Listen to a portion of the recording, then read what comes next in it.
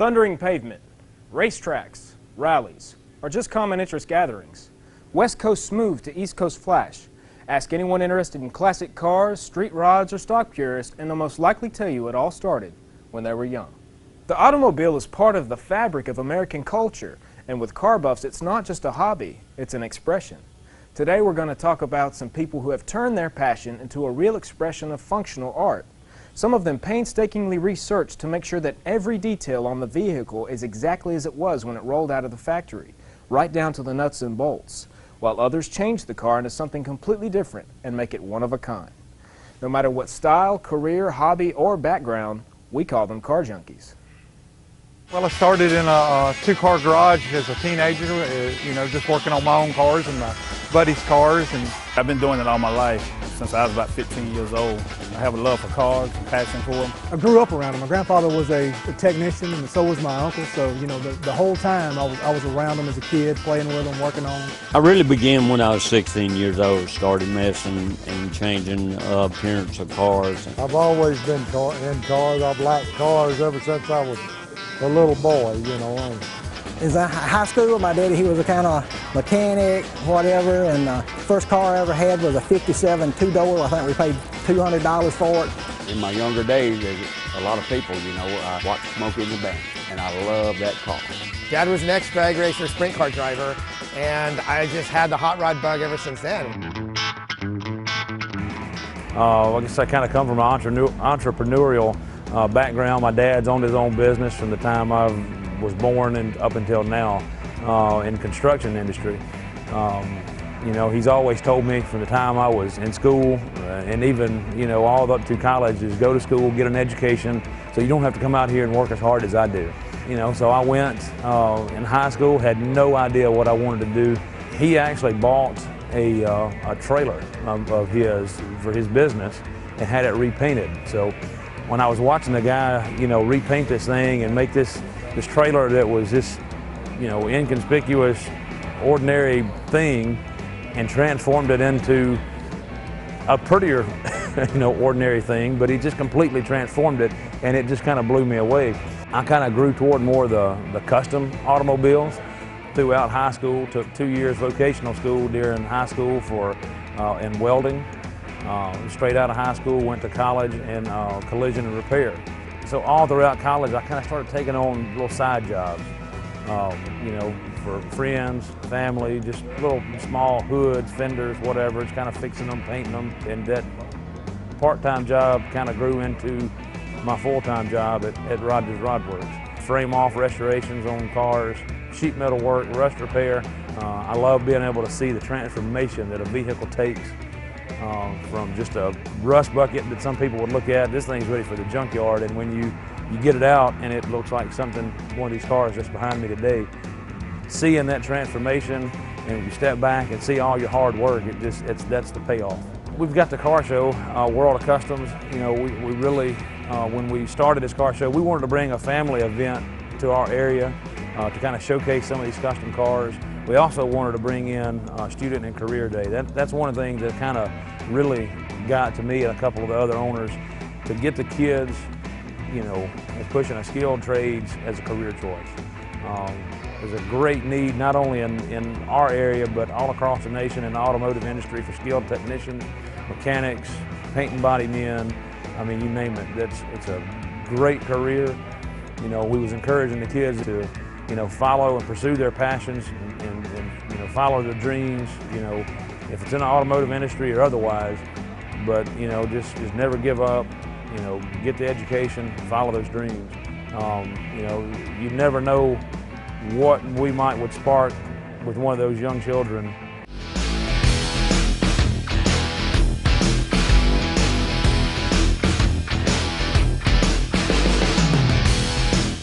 The 67 Chevelle, if you look to the left, it's a 67 Chevelle, which my dad had one when he was growing up, and it got stole, so we went and found one. Matter of fact, down here in Mississippi, Tupelo, we got that car, which was the Chevelle, and pulled a LS. We pulled the 327 out and put a LS1 vet mode in it with the positive traction rear end. So it get on up, go down the road a little bit. I started the love for cars back when I was about 15, 16 years old. My dad bought me my first car, which was a '69 Chevelle. He's been doing it all his life. My father has since he was back in high school himself. As I grew older and allowed my focus to keep me out of trouble and spare time was to do a lot of work with cars on my spare time. The love for this truck here I had, I bought it about 5 years ago, had it restored from the frame up. So it's a total restore.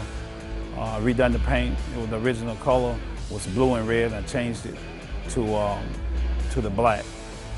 Everything's chromed out in it. That truck was a very popular body style, and I just wanted to put a little touches that I had and visions that I had with that truck. Only thing I can say, man, just love cars. Matter of fact, I'm working on one now, 64 SS Impala. We collect different cars. I got a 76 Vet Stingray, so we just do a lot of different cars. And it's just a love of doing it. You know, maybe one day I can pass to my grandkids.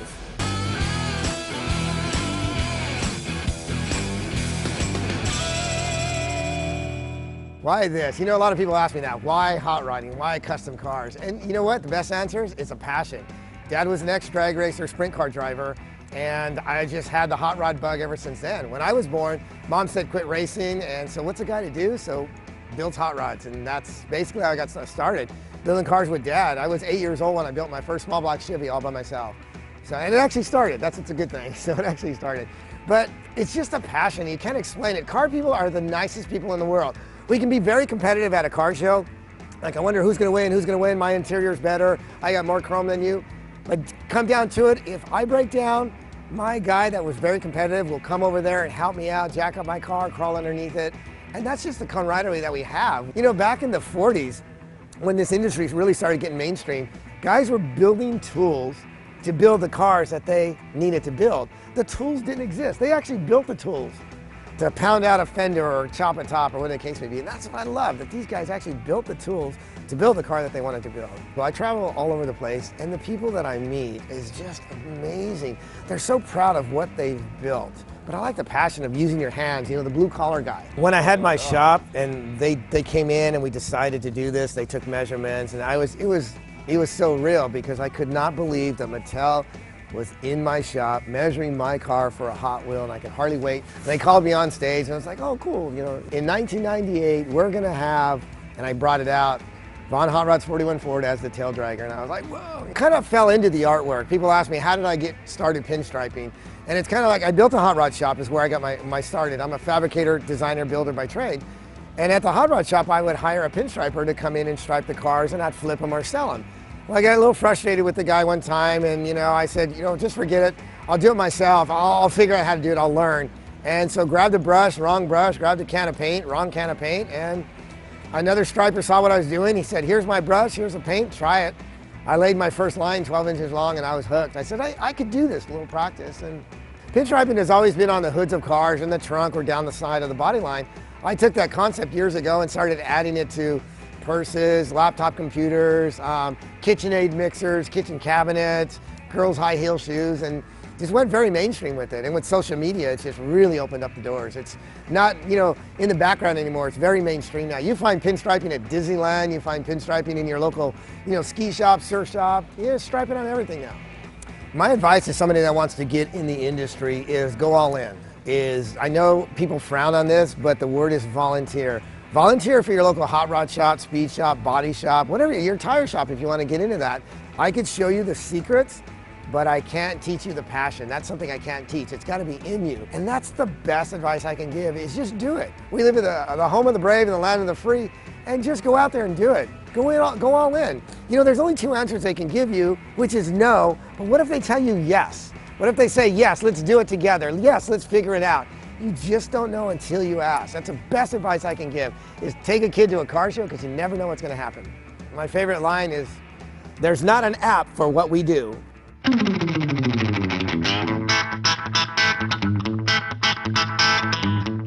There are a lot of wow factors. There's a whole lot of wow factors. Some of these cars, these guys have spent hundreds of thousands of dollars on, you know, just to build these cars. We feel honored to have some of this rare stuff that we have here at our first annual show.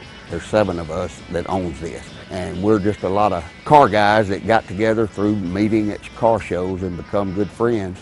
And we decided that this area doesn't have something like this with the ISCA involved.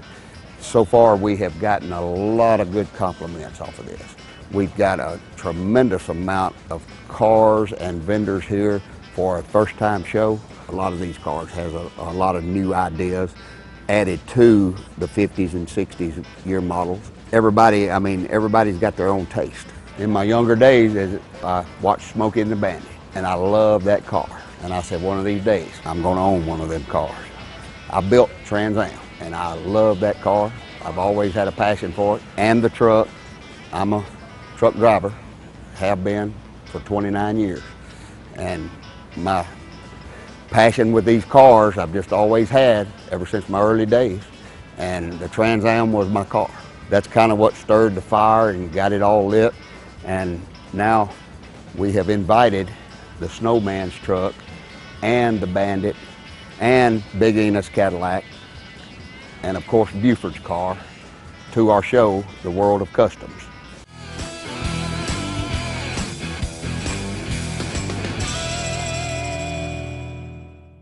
Well, I got in this industry about 20 years ago on encouragement from my grandfather and my uncle. You know, trucks is a vital part of the economy. I grew up around them. My grandfather was a technician, and so was my uncle. So, you know, the whole time I was around them as a kid, playing with them, working on them. You know, they pretty much everything you've got's been trucked, from food to gaming systems to iPhones, you name it, it's been trucked. It's an industry that is starving for young people. We need young people to get into our industry. As long as somebody just works hard, gets into it, wants to learn, you know, there is lots of money to be made, and hey, it's an industry that's not going away. A truck is kind of like a piece of art. You can do whatever you want to with it. You know, you can have a truck like this. It's just a Freightliner Cascadia that's kind of been blacked out. Or you can go all the way to a Western Star that looks like Optimus Prime. Just because you haul stuff for a living does not mean you have to have a truck. You know, you can make that thing look any way you want to. If there's any kid that's interested in getting into this industry, we'd love to talk to them. I'd love to shed light on it. It's an industry that's, like I say, starving for people, and all it needs is somebody that wants to get into it. It's always had a bad rap as far as grease and stuff like that. People think that you got to get dirty to work on trucks, and you don't. You know, it's an industry that needs people. You know, if you can work on one of these Freightliners or any kind of truck out there, you know, you can work on any kind of car or anything else that you want to.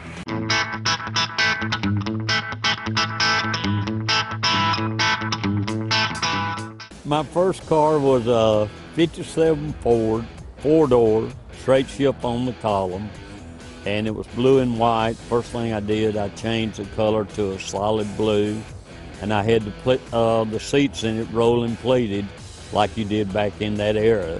I really began when I was 16 years old, started messing and changing appearance of cars and all.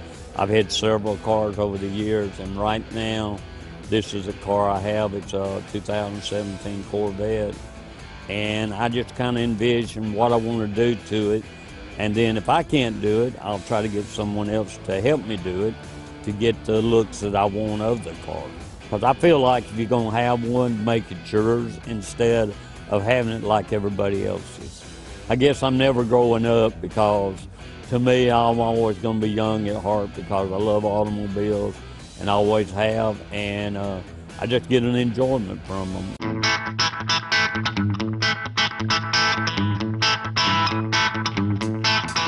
Well, I started in a two-car garage as a teenager, you know, just working on my own cars and my buddies' cars, and then eventually growing into a full-time automotive shop and now a full-time restoration shop. And my very first restoration job was a 35 Chevrolet, bought from a buddy of mine that I was working at a Chevrolet dealer at the time, and just as a novice and doing it in my own backyard. The blue 69 Mach 1 Mustang on the end down there belongs to a guy from Martin, Tennessee, that we got the opportunity to build for him. He's never seen it yet.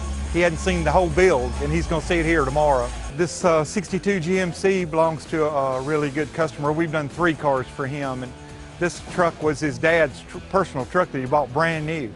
And then they had it in the family, and it moved around from family members, and now that son owns it again. And we restored it to him as a tribute to his dad, and back the original color, and just upgraded all the stuff that it didn't have, like air and power steering and disc brakes. It's original color and everything else about it is just like it was when it was new. This 57, it's actually a handyman, which is a little bit more rare than a Nomad or any of the wagons, because it's a two-door wagon, and a handyman was more of a work vehicle back then. This car belongs to a chef in New Jersey, and he's owned it since he was a teenager, and it stayed in his garage forever. And then finally, we got an opportunity. This car took about 3 years to build. The boss on the other end is brother to the Mach 1, and that's how we come to get that job. He's got several Mustangs. This is a Boss 302 number matching car. It's highly awarded. It's been at a lot of the Mustang shows and done really, really well. High points, extremely, really nice car, and everything about it is just like it came from the factory.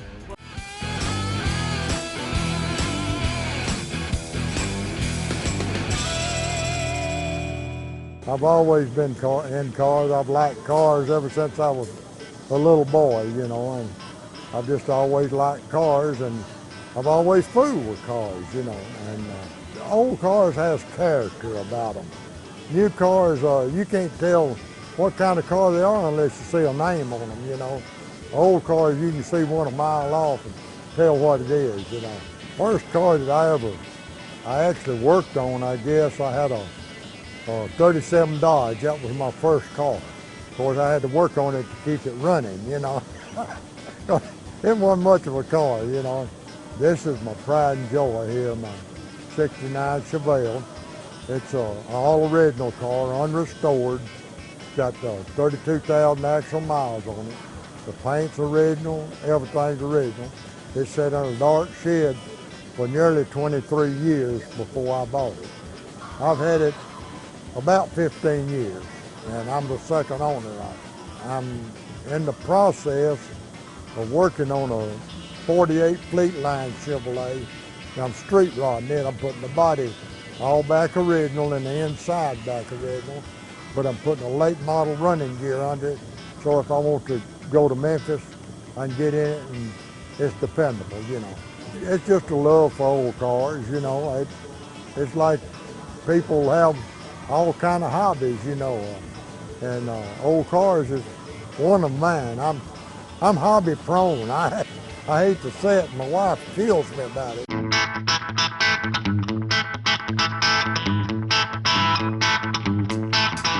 I'm one of the 7 members of the World Customs Car Show.